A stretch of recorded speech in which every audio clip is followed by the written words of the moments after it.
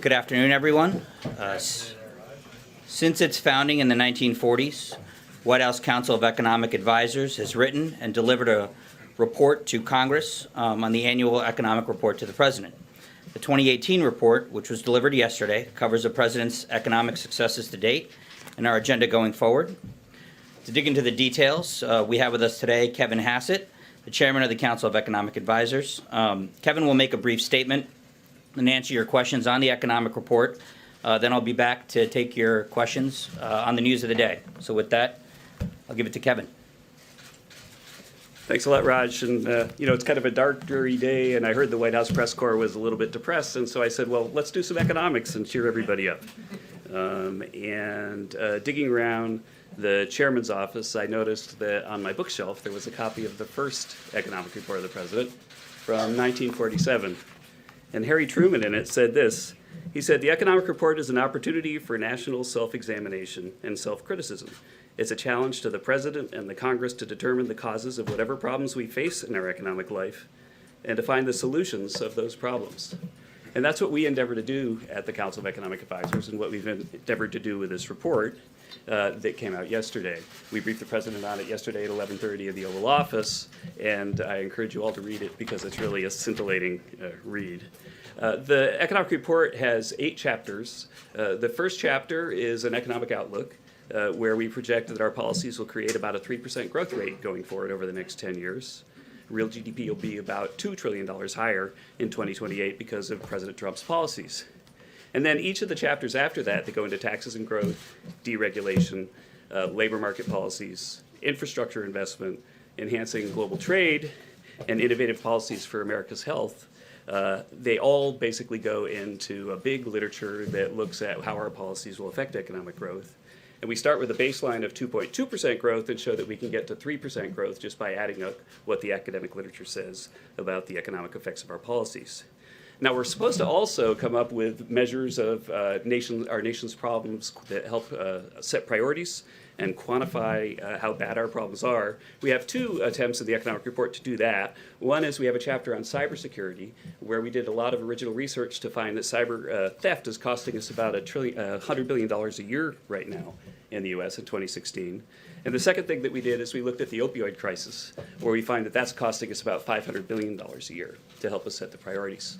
And with that, that's what the economic report says. I've got just a few minutes for questions, but also anyone who wants to can reach out to us and come over to the CEA office and ask me questions there. And I'll start with you in the back. Yeah, thank you, Kevin. 2 questions for you, one on the dollar and the other one on the stock market. We've seen a tremendous amount of stock market volatility over the past month or so, and I'm wondering if you think that volatility has any impact on the real economy beyond just Wall Street. Yeah, stock market volatility is something that's to be expected. It's a regular thing in the stock market, and it tends to go up when the market has gone up a lot, as it has in response to our policies. I don't think that it's anything unusual or something for people to be concerned about.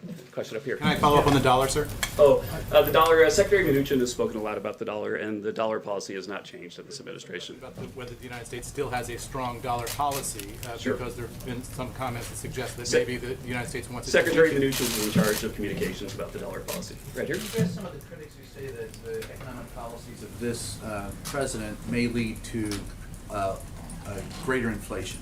Mm-hmm. Yeah, that's right. That's something that people are concerned about, and certainly there's been some inflation data that has caused some pause for markets, some concern for markets. Our view is that most of our policies are going to create growth for the economy on the supply side, and that when the supply side growth comes, then that's actually good for inflation, because if you increase supply, it puts downward pressure on prices. And so we think that we can get the 3% economic growth that we forecast without a big pickup in inflation. In fact, at the CEA, when we model this, we get forward interest rates that are about what the Fed forward guidance is right now. But you cut the, but you cut taxes, which to stoke, and that's the concern, is that will stoke the fire for inflation. But yeah, thanks for the question. Well, if you cut the marginal tax rate on investment, then what happens is you get more capital spending, and that increases supply. If we were to do something like have a big cash for clunker program like we did 8 years ago, that would increase demand and cause inflation. Over here in the front, John. Just a question on the stock market as an indicator. The president has often pointed to the rising stock market as evidence of the success of his economic policies and the strength of the economy. If the stock market goes down, should we conclude the reverse? Should we conclude that the president's economic policies are failing and that the economy is not healthy? The stock market is a great forward-looking indicator because the value of the firm is basically the market's assessment of the present value of future earnings after tax or free cash flow. And so, smoothing through the ups and downs, the stock market is a great indicator. But of course, there are going to be big up days and big down days.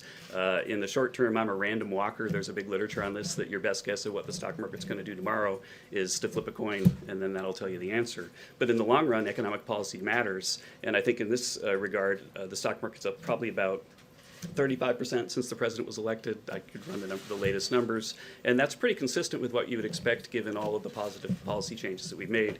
In particular, cutting the statutory corporate tax rate from 35% to 21%. Well, in the present value of the firm's earnings, there's a 1 minus the tax rate out front. If that goes from 0.65 to 0.79, then that means you should expect equity markets to go up. But equity markets go up and go down. That's the nature of the business. But if we were to see a bear market, come about, we should conclude that there are fundamental problems with the economy, fundamental problems. Sure, if there's a with the bear president's market that's policies. sustained, then that would likely happen because there was a lot of bad news about earnings growth and the state of the economy. And so the stock market is a reasonable indicator of the current state of the economy. It's been going up a lot because of optimism about the president's policies. I'll go to the middle and then I'll come back to the front row in the yellow tie.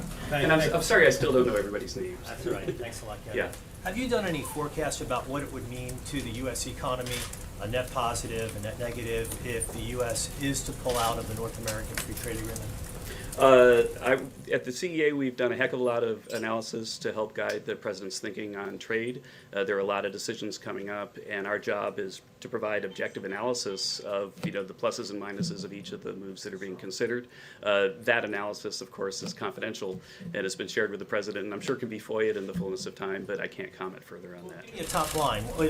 Obviously, you can't go into your analysis, but would it be a good thing for the U.S. economy if the U.S. just said, we're done with NAFTA? I would point you to the trade chapter in the economic report of the president. We have a really extensive discussion of trade.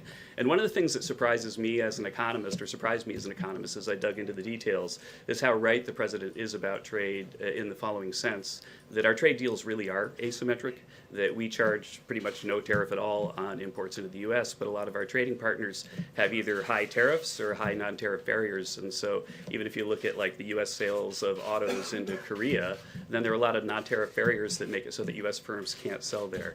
And so if economists were to sit down and write a trade deal, then it would be 2 or 3 lines. We would say, let's have free trade, right? That's all it would take. Our trade deals are thousands of pages long, and those thousands of pages have often been negotiated by feckless negotiators who have disadvantaged American workers. And I think the president's right to prioritize improving those deals. Up to the front now. What do you project for the labor force participation rate and those marginally attached in the labor force for the next 12 to 24 months? Because the president's identified that, you've identified that as a priority, and Sure, certainly with the those who ERP. spoke on behalf of the tax cuts and tax reform thought that would be something positive in that realm in the next 12 to 24 months. What do you project? Sure. Downward pressure from the retirement of the baby boomers has been a key underlying factor driving down long-run growth. But The labor force participation rate is going down because people are retiring. we have fewer workers, and basically with fewer workers you get less output. And so that's been going on for a while, and we have an extensive analysis of this in the economic report of the president. And our view is that about half of that is the retirement of the baby boomers, and about half of that is bad economic policies that have chased people away from the labor market, including higher marginal tax rates, the high marginal tax rates from the Affordable Care Act, and increase of use of disability and so on. And so there are a lot of reasons why our policies, we think, can have a positive effect. But probably the biggest effect in our forecast is just that we think that wages are going up, and with higher wages, then more and more people will be attracted back into the labor force. You are projecting and you are inviting the American public to look for those numbers to move in a positive direction noticeably in this coming year. Relative to the forecast of the Obama administration, yes. It's still the case that labor force participation is a slight negative in our forecast. You can see that inside the details of the economic report. But it's a much smaller negative than the Obama administration thought, and we think that's because our policies are going to draw people back into the labor force. I'll go back to this thing here.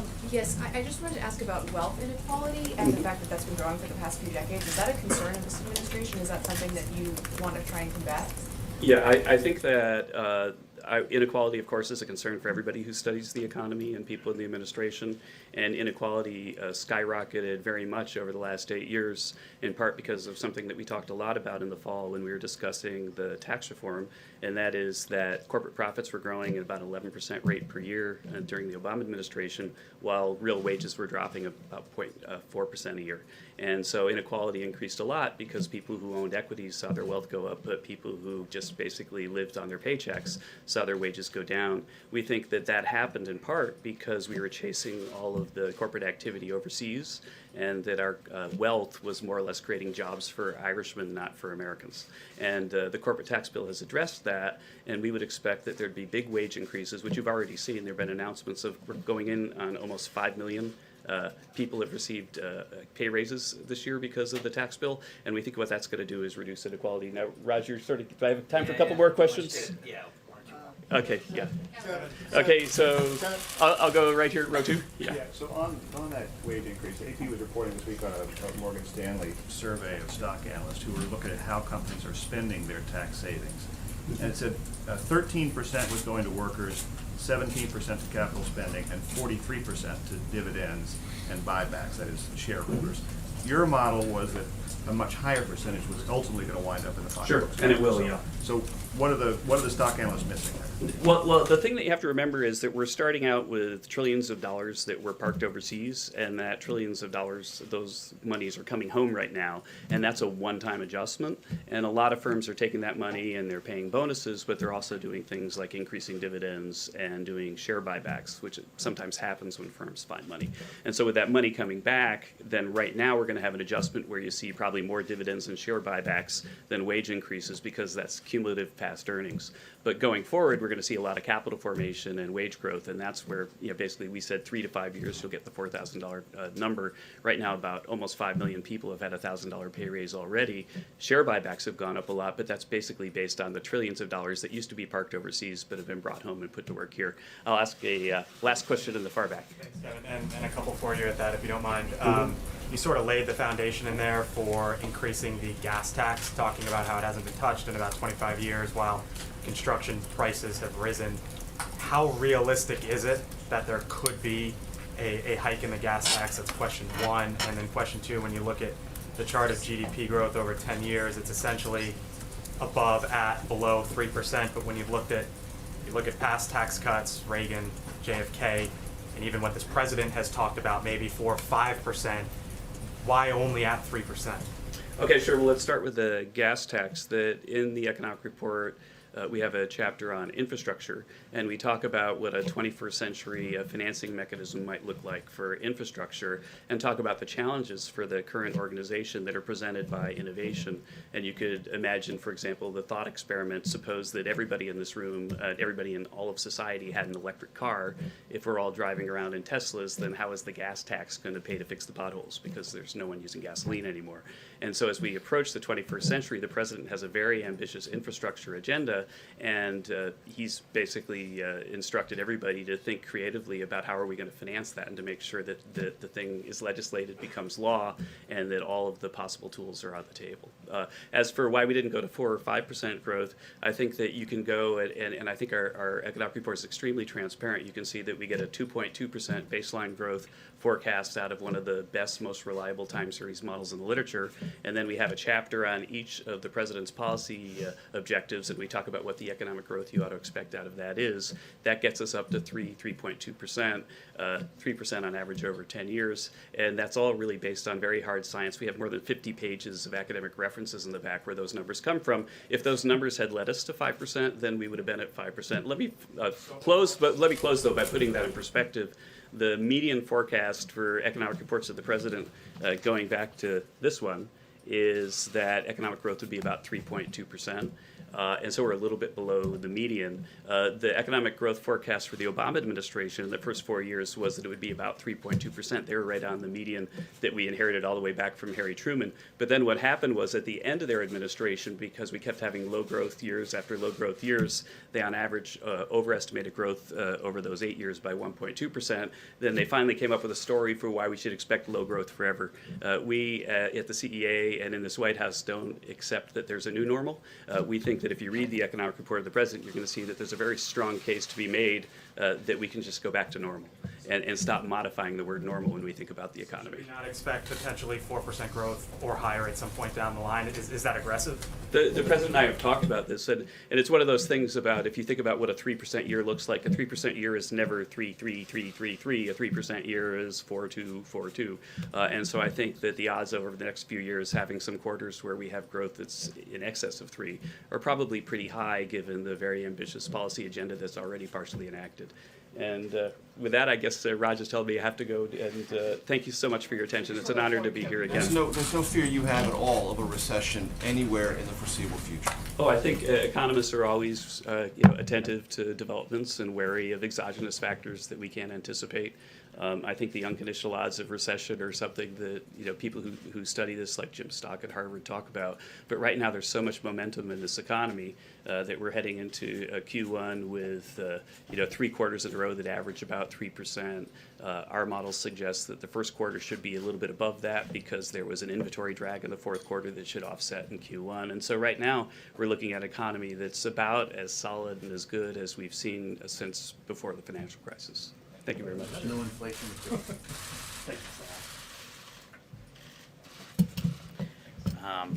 Thanks, Kevin. Moving on, as you all saw yesterday, the president hosted an extraordinary listening session with students, teachers, and families impacted by school shootings. It was an emotionally, incredibly constructive conversation. It included many perspectives and very different opinions. And it focused on solutions, which is exactly what the president's looking for. As the president tweeted yesterday, I'll always remember the time I spent today with courageous students, teachers, and families. So much love in the midst of so much pain. We must not let them down. We must keep our children safe. Today, that conversation continued with local leaders. The president knows the best ideas usually come from the local level and not from Washington, D.C., and that's certainly the case here. Next week, the president will welcome governors to the White House, and the top issue will be school safety. I'd like to quickly follow up on a question I got from April Ryan last week. She asked about the Violence Against Women Office in the Department of Justice. The president's proposed budget for fiscal year 2019 does increase funding for the Office for Violence Against Women by over $3 million. Our goal is to ensure this funding has a maximum impact, providing support and assistance to survivors in combating domestic and dating violence, stalking, and sexual assault. Finally, 2 quick things I'd like to point out before taking your questions.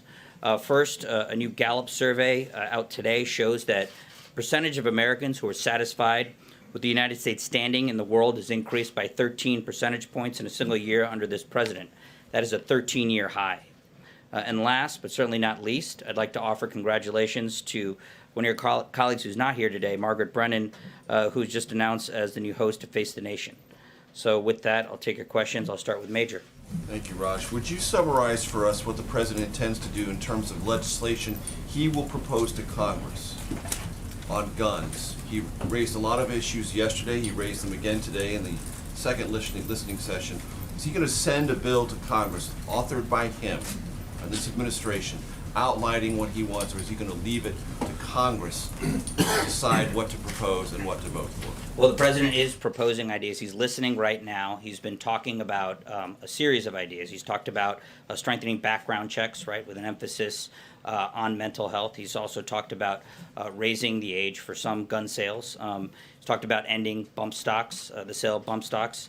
And, there's also state laws that have been on the books and that we're continuing to look at. So right now we're in a listening phase. I wouldn't say that we are or aren't going to propose something that is as specific as legislative language. But he's going to come forward later on with something a little bit more concrete. That, for example, on bump stocks or any of these questions, the best way to approach it is to have Congress write the law and for him to sign it. Because he's been pretty specific and consistent on that point. Regulations are helpful, but laws are better. Does he believe Congress should rewrite laws in conjunction with and consistent with the priorities you've just outlined? Right. Well, I think to each of those points, there could be a different approach. In some areas, state laws make more sense. In other areas, for example, well, I think some states have had these red flag laws, for example, that remove firearms after you go to a judge for potentially dangerous individuals. That's something that's being done right now in a variety of states, right? They have due process rights for these individuals. It seems to be working in certain areas. That's something that we're looking at, and other places are looking at. Look at that federally. Right now, that's not under consideration, but that doesn't mean it can't be. I think what we want to say, though, is that on the issue of bump stocks that you outlined, he's already ordered the Department of Justice But Congress to look could do at. that also. Sure, but I think that right now, he's ordered the Department of Justice to take action, and I think that we're going to see exactly the rule that might be proposed by the ATF and the DOJ on bump stocks. But I don't think that some panacea makes the most sense. I think we need to look at first what policy we want to come forward with, and then what is the right legislative approach, and at a federal and state level. Jonathan. Hey, Raj, the president's talked about arming teachers who are capable of handling firearms. There are 3.5 million teachers roughly in the United States. He said it would be about 20%. That's 700,000 teachers. How would the president propose arming 700,000 teachers?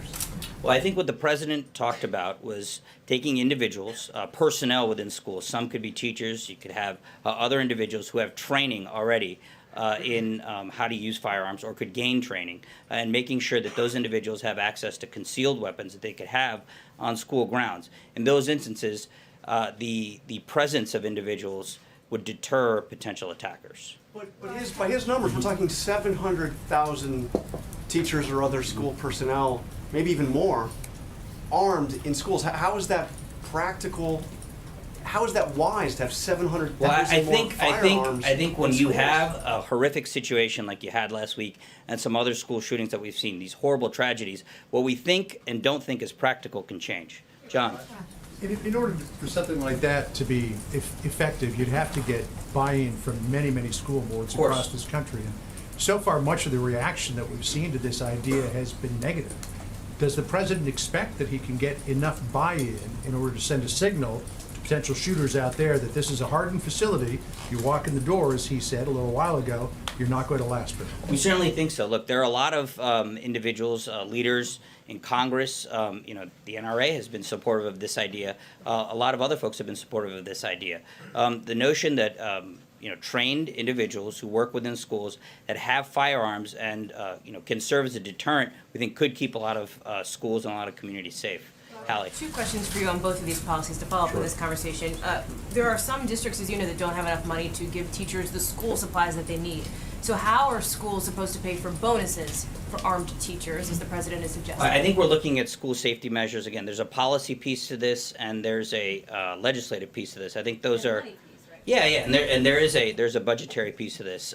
I think that if we find the policy solutions that make the most sense, that we can get buy-in for, we'll figure out the rest of these other pieces that you outlined. Yeah. No, is on the proposal that he talked about yesterday and today of raising the age limit to purchase, Right. as he said today, any weapon, you have to be 21 to do it. The NRA has come out as recently as last night and said they oppose that. The president said today he doesn't expect to have to go up against the NRA, but this is clearly an instance where the president holds one position, the NRA holds a different Right. position.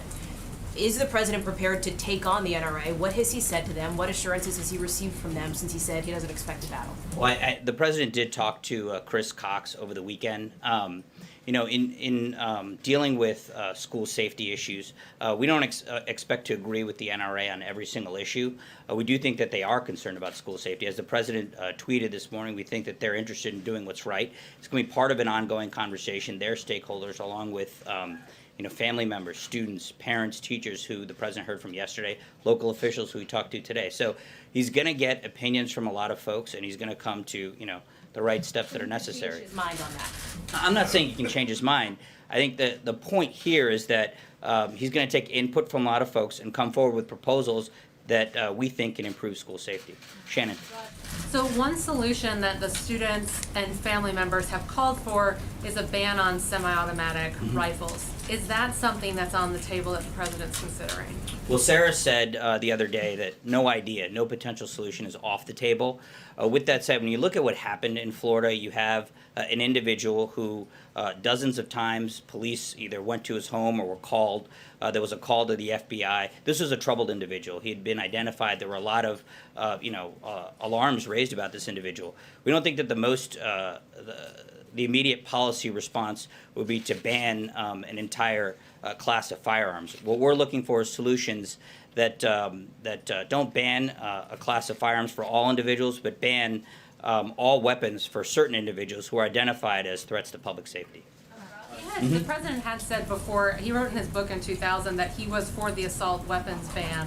Is there something that's changed his thinking in that time, or can you? I mean, he campaigned for president and was opposed to the assault weapons ban, and his position hasn't changed on that. Jackie. Raj, I want to ask you about the rule finalized by the Obama administration that President Trump reversed last February, which would have allowed the Social Security Administration to provide information to the gun background check system of people with mental disabilities. CBS News has asked the White House on 15 separate occasions for a participant list of the bill signing, which you guys normally release along with a picture. Is there a reason that you guys aren't releasing this photo if the president, as he professed today, is proud to work so closely with the NRA? And if not, why not? Well, I don't know. You hadn't asked me about it, and if you have, I apologize if I haven't gotten back to you, and I don't know if there's a photo, but I will get back to you. On the rule that you're talking about, the Social Security Administration's regulation under the previous administration that blocked gun purchases was opposed by folks on both sides of the aisle, including the ACLU. We need actual solutions that will secure our schools and prevent future shootings. We don't think that taking away Second Amendment rights from people who essentially have trouble with their checkbooks is the right solution. And then I just want to follow up. You've been saying the president's doing a lot of listening. Did he watch the CNN town hall last night, and why didn't he attend in person and listen in person himself? I didn't ask him about that. Julie. Hi. How many White House officials are in danger of losing their security clearances under General Kelly's plan tomorrow?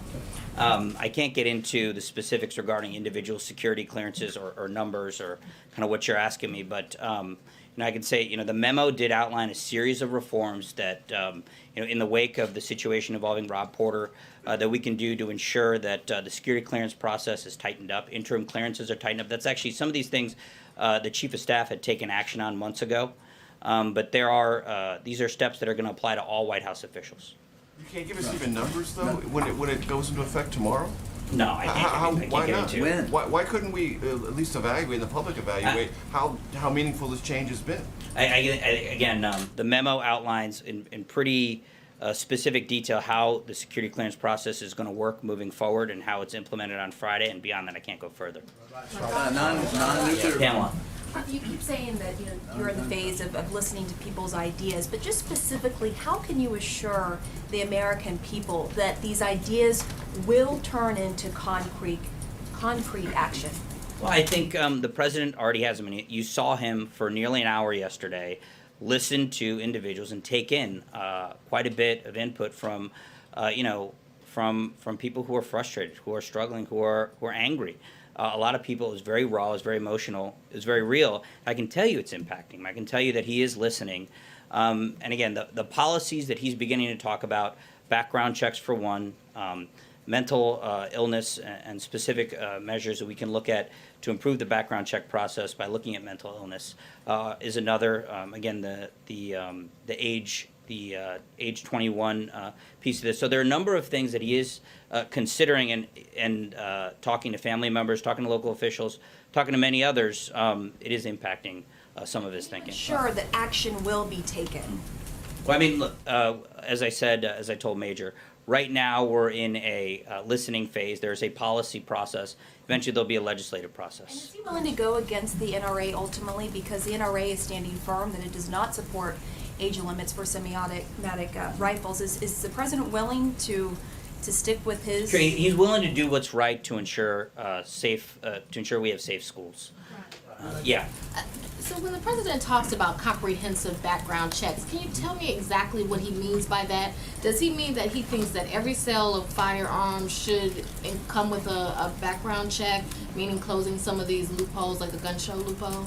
Well, the things that he has talked about are specifically a focus on mental illness, to ensure that in a number of states, I mentioned red flag laws, there are other potential court orders that can be brought into the process, and also ensuring that everybody who engages in a background check has all the information available that we're putting into the system. So more accurate information, more current information from more sources. But it wouldn't be for all sales, so you. Again, I wouldn't rule anything out, but right now that's the most immediate thing under consideration. Julie? On the age limit or the age threshold for purchase of a weapon, is he thinking about an across-the-board threshold for that, or for certain classes of weapons? How specific can you be about? For right now, for semi-automatic weapons. Just for semi-automatic weapons? Correct. And then, can you talk about what motivated him today to come out against active shooter drills in schools? A lot of districts around the country have been doing these drills to basically prepare students and teachers to survive if there's an incident like that. I did talk to him about that. I mean, he said that the term active shooter drills is particularly could be frightening for young children. He thinks a drill that's that has a different name and is not the brand of it, frankly, doesn't frighten children might be a better way to approach it. Lily? Do the drills, but just don't call them active shooter drills. Is that what you're saying? Yeah, I think safety drills, which help in these types of situations, would be more appropriate. The term active shooter drill for a young child could be very frightening. Lily? Last August, President had announced his South Asia policy. It's about 6 months now. How does the President see it has moved along, and has it progressed on the lines that he wanted to, or what are the bumps on the road? So the United States is working closely with our partners in Afghanistan. We've made significant progress against ISIS in reducing their presence and eliminating hundreds of fighters. We've eliminated their top leaders, and we're working relentlessly to target their leadership and bases wherever they emerge. I know that we have restored some clarity in our relationship with Pakistan. For the first time, we're holding Pakistan accountable for its actions. We've seen modest progress in terms of Pakistan's actual acknowledgement of these concerns, but the President is not satisfied with progress when it comes to Pakistan. John? Thanks a lot, Ron. Are there any proposals or initiatives the President is considering that he could implement by executive order as it relates to the mass shootings that we've seen across our country over the last few years? Well, he did sign a presidential memorandum earlier this week, specifically on bump stocks, ordering the Attorney General to expedite the ongoing review that's been happening at the Bureau of Alcohol and Tobacco and Firearms. And that's it? Yeah. Okay. And then as it relates to reaching out to members of Congress, has the President, since the horrific incident that happened last week, reached out to either the leaders, Republican or Democrat, of the House and the Senate to move some of these proposals forward in the House or the Senate? Well, he has ongoing conversations with a number of members of Congress on a whole host of issues, and this has been a part of that.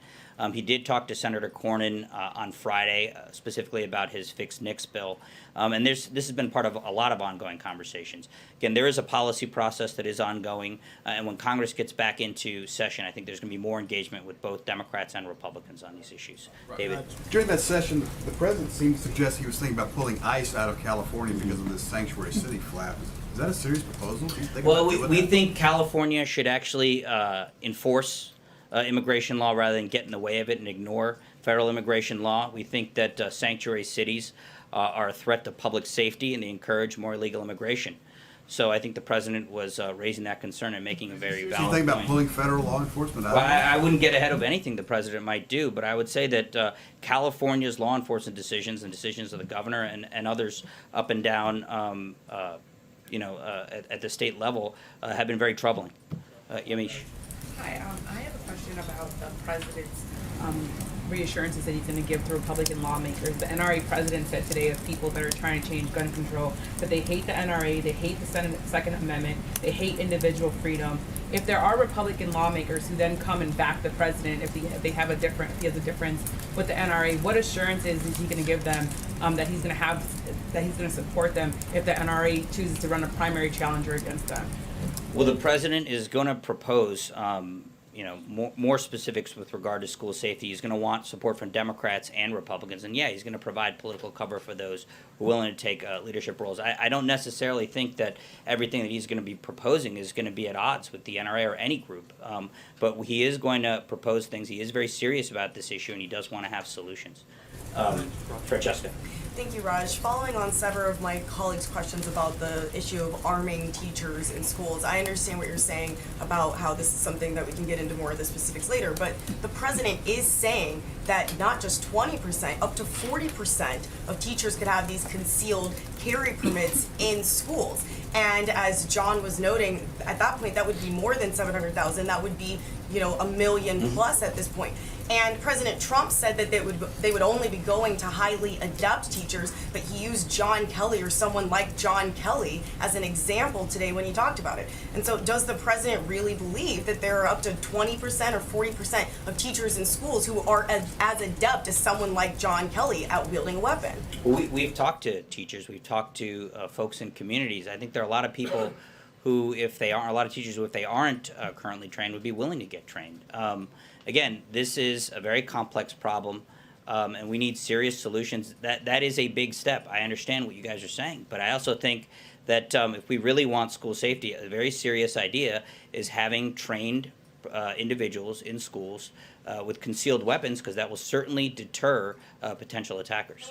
One question on the background checks. The president used the word comprehensive background checks. What does he specifically mean when he says the word comprehensive? Does that mean universal, and would he be willing to support universal background checks? And just to clear that up, what I mean by that is background checks on all firearm sales. Right, and as I said, nothing is being ruled out at this stage, but the focus is on mental illness. Trey. Thanks, Raj. One on foreign policy for you, and one on domestic policy. Sure. First, on Syria, we saw the statement from this administration last night. Today, more civilians are dying east of Damascus. What more can President Trump do to stop the killing?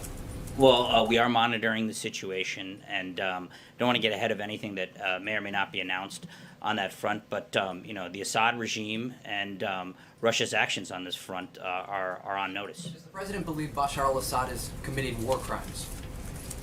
I would say that Bashar al-Assad has already committed war crimes. He's already gassed his own people with sarin. He's already committed unthinkable acts, and he's done so with Russian support. And we don't want that to continue. On guns, quickly, sorry, Raj. On school shootings, generally speaking, does the president see this as a guns issue or a people issue? I think it's about safety. It's about people, and it is about ensuring that schools, our children, are kept safe. I mean, he talked about that. He talked about that a bit yesterday, and a bit also as well today. You have a situation right now where in a lot of communities, banks, local bank branches, stadiums where people go to watch a sporting event are a lot more secure and a lot safer than schools are, and that doesn't really seem to make a lot of sense. Anybody who's feeling threatened or can afford it, whether it's a celebrity or politicians, they have armed guards, they have security details, they have people who are able to protect them with firearms, and that's one of the issues that he's raising. Blake. Raj, thank you. When you look at past school shootings that most Americans can recite at this point, Columbine, the shooters in that case used handguns and a sawed-off shotgun. Sandy Hook, the shooter used a handgun and a type of AR-15. Stoneman Douglas the other day, an AR-15. When the president is talking about teachers being armed with guns in classrooms, is he talking about being armed with handguns? Is he talking about being armed with AR-15s? Is he talking about being armed potentially with shotguns? What exactly is he talking about here? Well, I haven't asked him about that. I would say concealed weapons, are of a certain variety. And just to pick back up on Hallie and John and that 700,000 number, if you give these people bonuses, say $1,000, you're talking about $700 million potentially. Maybe it's north of $1 billion, maybe it's less than that. In any event, it's a lot of money. Would the federal government pay for something like this? Do you expect the state and local municipalities to pay for this? The policy hasn't been fleshed out, but I mean, do we really think that that's too much to pay for school safety? Charlie. You mentioned that the president spoke with NRA's Chris Cox over the weekend. Did he specifically discuss this idea of raising the legal age to purchase a rifle to 21, or was this subject not discussed? I'll have to get back to you on that. Yeah, John. Real quick second question if I could. It's all right, it's all right. I only had one, everybody else did too. Adam Schiff says that Yeah. he'd like to get his Democratic memo out this week. He sent it to the FBI for redactions. If it comes back to the White House with the appropriate redactions, will you expedite its release? I know that the House Intelligence Committee, the minority, has been in touch with the FBI, and they've been going back and forth about that. Yeah, once it meets the FBI's standards for ensuring that law enforcement sensitive and sources and methods are protected, we would support its release. Yeah, just another subject. Last week, the president's personal lawyer acknowledged giving a $130,000 payment to Stormy Daniels. Is the president aware that his lawyer paid that kind of money to a porn star to buy her silence? Does he approve of that? I haven't asked him about it, but that matter has been asked and answered in the past. Not since he acknowledged this. Yeah. He acknowledged this last week. This is the first time we've had a chance to ask about it. So can you go back and we find out if the president approves of the fact? Yeah, I haven't asked him about that. Will you ask him about that? I haven't asked him about it. Or Ken? will you ask him about it, Roger? I'll get back to you. Ken. Police in Israel said last week that they have sufficient evidence to charge Prime Minister Netanyahu with bribery charges. Does the president believe that the Prime Minister is innocent, and does he have any concern that this legal issue could affect the peace process? Well, that's an internal Israeli matter, and I'm not going to comment on it. Thanks a lot, guys.